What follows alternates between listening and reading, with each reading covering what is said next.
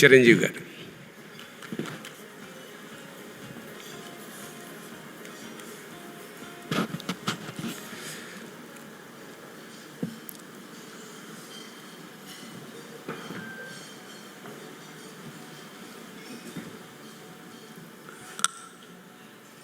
అందరికీ నమస్కారం.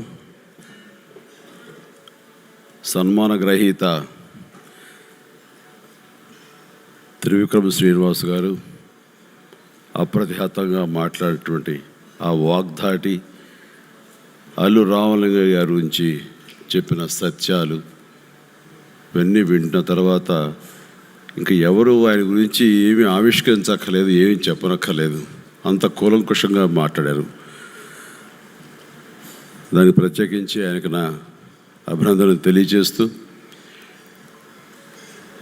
అల్లు రామలింగయ్య గారు ఆయన ఒక వ్యక్తి అనుకోను, ఆయన ఒక నడిచే ఎన్సైక్లోపీడియా అనుకుంటాను.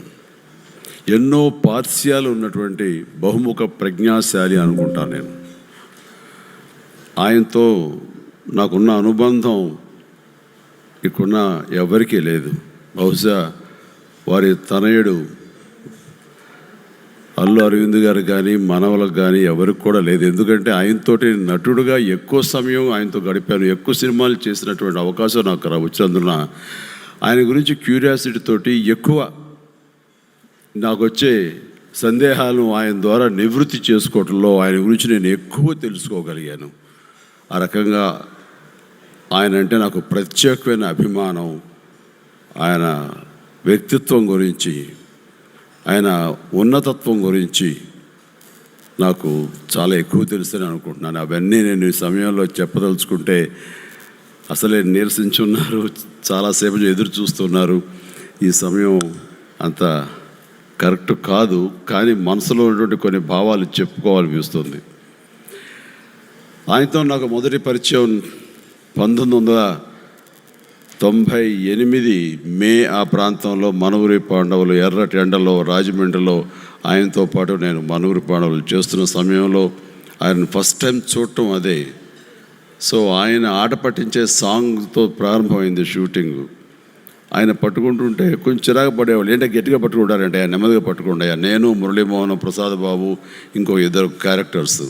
సో ఆయన పాపం చాలా ఇబ్బంది పడిపోయేవాళ్ళు, కానీ ఎలా పట్టుకోవాలో తెలియదు. ఎలా పట్టుకున్నా సరే కేకలు వేసేవాళ్ళు. బాబో ఈయనేంటి, బయట చాలా కామెడీగా ఉంటారు, ఇంత సీరియస్ మనిషి ఏంటి అని కొంచెం ఇంటిమిడేట్ ఫీలింగ్ వచ్చింది మాకు. తర్వాత కూర్చుజాతి ఏ ఊరు బాబు మీది, ఎక్కడ అన్నారు. మాది ఒక ఊరని లేదులేండి, నాన్నగారు ట్రాన్స్ఫర్తో పాటు అన్ని ఊళ్ళు తిరుగుతూ వచ్చావు, అది నా పేరు చిరంజీవి అండి అన్నాడు. ఆహాహా అన్నాడు. అనిన తర్వాత నాతో పాటు చాలామంది చేశారు, కానీ నా మీదే ఆయన దృష్టి ఉందనేది నాకు అప్పుడు గమనించలేదు. తర్వాత తెలుస్తుంది ఎందుకుందో ఏంటో.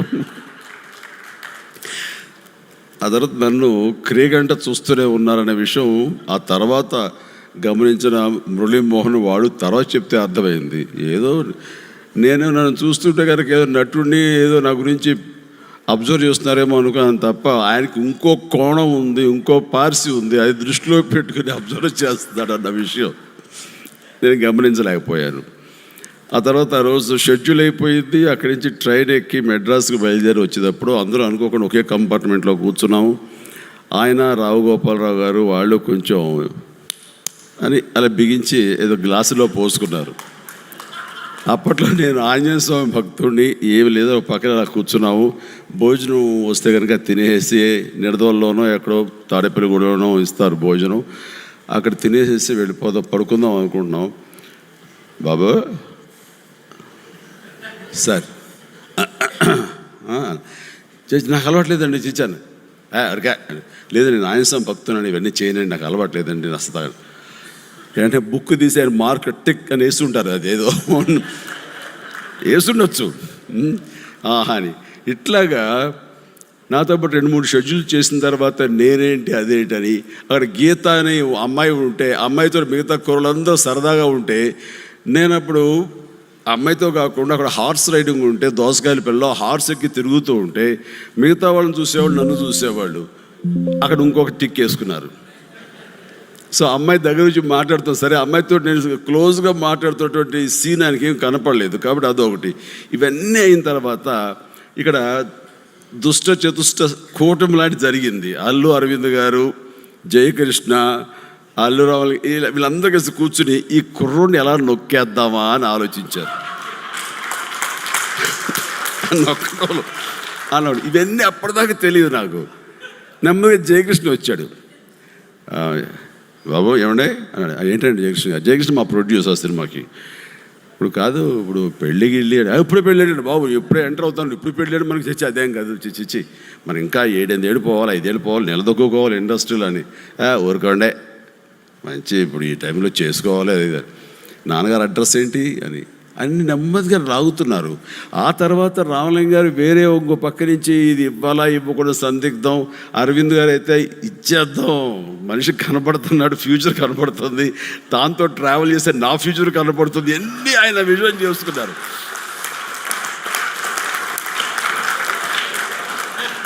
ఆయనంత విజనరీ ఎవరు లేరని అందరికి తెలిసిందే కదా. చాలా విషయాల్లో ముందస్తుగానే ఏ టెక్నాలజీ వచ్చినా సరే, ఏది వచ్చినా దానికి ఎలా కనిపెడతారో ఈ వ్యక్తులు కూడా అలాగే కనిపెట్టారు. మన అమాయకులం, ప్రతిదీ తెలిసేది కాదు. అయిన తర్వాత వీళ్ళందరూ కలిపి కూడబలుక్కున్నారు. రామలింగ గారు ఏమో ఆయన తెలిసిన 2-3 పెద్దోళ్ళతోటి చేశారు. చాలా మంచి కూరవాడండి, బుద్ధిమంతుడు, ఆంజనేయ స్వామి భక్తి తప్ప ఇంకోటి లేదు, ఏ చెడు అలవాట్లు లేవు, అమ్మాయిలనే బహుదూరంలో ఉంటాడు. అది అమ్మ ఇంత కంటే కావాల్సింది ఏంటి? జయకృష్ణ ఏంటంటే అబ్బాయి ఒప్పుకోవట్లేదని. ఒప్పుకోకపోతే ఏముంది, మనం చేద్దామని మా నాన్నగారి దగ్గరికి వెళ్ళారండి వాళ్ళందరూ. నెల్లూరు జయకృష్ణ గారు వెళ్ళారు. ఏమండి నేను చెప్తాను, అబ్బాయికి మంచి భవిష్యత్తు ఉంది. అప్పటికి నాన్నకి జయకృష్ణకి పరిచయం ఉంది, ఎందుకంటే జయకృష్ణ మనూరు పాండవులు తీశాడు కాబట్టి నాన్నకి పొత్తు పరిచయం ఉంది. బ్రహ్మాండంగా ఉంది. కానీ అక్కడ అమ్మాయిలు అబ్బాయి అందానికి, ఆ స్ఫురద్రూపికి అంత లేదు మన దగ్గర. స్ఫురద్రూపికి, ఆ అందానికి, అసలు అప్పట్లో కమల్ హాసన్ వస్తున్నాడు, కమల్ హాసన్ మించిన అందానికి అమ్మాయిలు ఎగబడుతున్నారు. అసలు ఎవరు ఎక్కడ లాక్ చేస్తారో తెలియదు. ఈ పరిస్థితుల్లో ఇండస్ట్రీలో మాత్రం మన కుర్రాడిని మనం కాపాడుకోవాలి. కాబట్టి నాకు తెలిసి మంచి సాంప్రదాయమైన కుటుంబం, చక్కటి అమ్మాయి, అసలు అది నోట్లో వేలు పెడితే కొరకదు అని అంది. తను నా పేక కొరికేది, అది వేరే విషయం. అది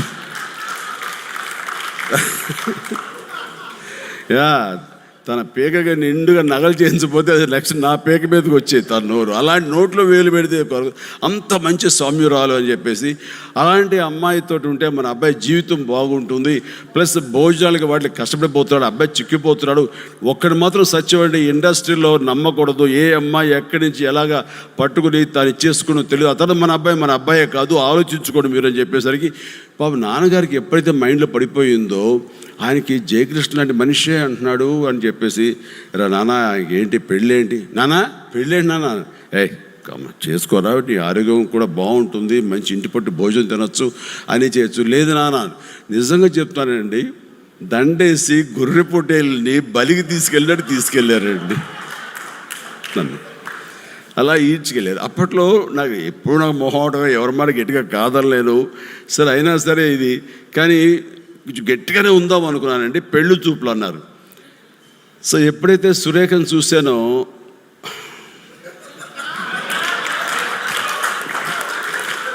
ఏంటి కొంచెం ఏంటి అందామా అనేది స్టార్ట్ అయింది. నో, ఎస్ వద్దు, మన కెరీర్ మనకి ముఖ్యం. ఇప్పుడు 4వ సినిమా 5వ సినిమా చేస్తున్నాం, లవ్ ఇన్ సింగపూర్ ఓ పక్కన చేస్తున్నాం, ఇంకోటి చేస్తున్నాం, ఇది కథ కాదు బాలచంద్ర గారి సినిమా చేస్తున్నాము, కుక్కాడు చెప్పు దెబ్బని ఇంకో సినిమా చేస్తున్నాం, న్యాయం కావాలి ఇంకో సినిమా. ఇప్పుడు మనకి ముమ్మరగా సినిమాలు ఉన్నాయి, చేతితో సినిమా లేకపోలేదు. సినిమా తర్వాత సినిమా ఊపిరి సలపకుండా ఉంది. ఈసారి కాదుకూడదు అన్నాను. మళ్ళీ ఇంకోసారి ఏదో టీకి ఇంటికి రా బాబు అన్నారు. చూసేసరికి ఈసారి కాఫీ పెట్టింది ఎవరో తెలుసా? సురేఖ పెట్టిందంట. అది ఇచ్చారు. కాఫీ తాగను అనలేను, తను పెట్టింది కూడా తాగానండి. అదేం కలిపిందో ఏంటో తెలియదు ఆ కాఫీలో.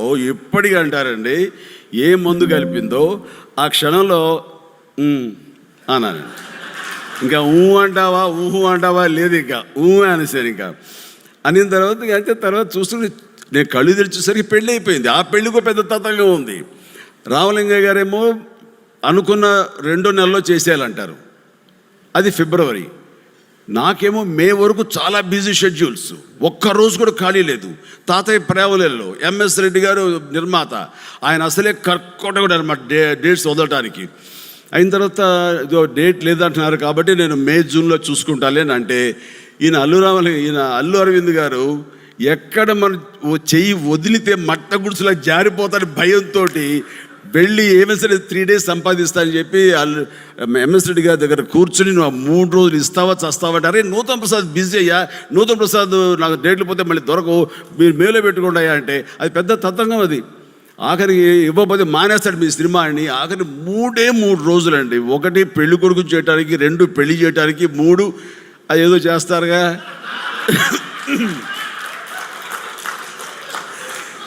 3 రోజులు ఇమ్మన్నారు కనీసం.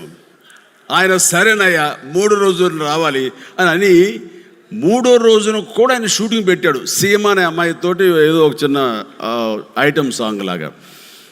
సరే అయిపోయింది, పెళ్ళి కూడా చిరాగా చేసుకున్నాను. ఎవడో అన్నాడు షర్టు చిరిగిపోయింది. చిరిగి ఏమంటాడు ఇప్పుడు తాళి కట్టిస్తా అని నేను వాడిని చిరాగపడిపోయి ఇంకా అట్లాగా ఏదో పెళ్ళి అయిపోయింది అయింది. రావణి గారు మొహమ్మత చాలా నిండు కలకలాడుతుంది. ఆ మొహమ్మత ఎలా ఉంది ఇలాగా పశువుని పట్టిస్తారు కదా అని.